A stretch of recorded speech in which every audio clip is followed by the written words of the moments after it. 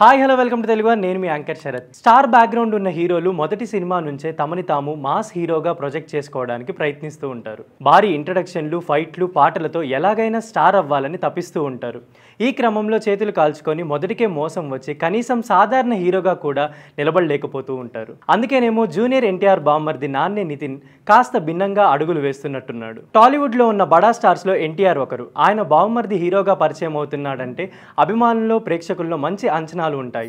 ఇక ఒక భారీ కమర్షియల్ సినిమాతో అతనిని హీరోగా పరిచయం చేస్తూ ప్రీ రిలీజ్ ఈవెంట్కి ఎన్టీఆర్ గెస్ట్గా వస్తే ఆ అంచనాలు ఓ రేంజ్కి వెళ్తాయి. అయితే ఒకవేళ ఆ అంచనాలను అందుకోలేకపోతే మాత్రం హీరోగా నిలదొక్కుకోవడం కష్టమవుతుంది. ఈ విషయాన్ని గ్రహించే నాన్నే నితిన్ తెలివిగా అడుగులు వేస్తున్నట్టు ఉన్నాడు.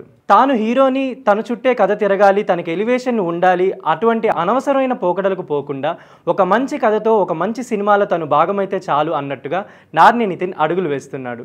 దానికి ఉదాహరణగా అతను హీరోగా విడుదలై మొదటి సినిమా మ్యాడ్ని చెప్పుకోవచ్చు. కాలేజ్ బ్యాక్డ్రాప్లో ఎంటర్టైనర్గా రూపొందిన ఆ మూవీలో నితిన్ రోల్ సినిమాలో భాగంగా ఉంటుంది, కానీ అతనే హీరో అనేలా కథ నడవదు.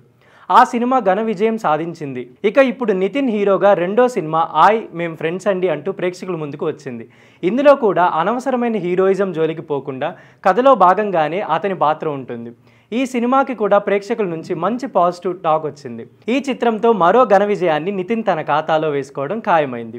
ఇలా సినిమాల ఎంపిక విషయంలో తెలివిగా అడుగులు వేస్తూ వరుస విజయాలు ఖాతాలో వేసుకుంటున్నాడు నాన్నే నితిన్. నాన్నే నితిన్ అందరి దృష్టిని ఆకర్షిస్తున్నాడు. ఇలాగే బలమైన పునాదితో సినిమాకి తనను తాను మెరుగుపరుచుకోవడం, భవిష్యత్తులో మంచి హీరోగా పేరు తెచ్చుకుంటాడేమో చూడాలి.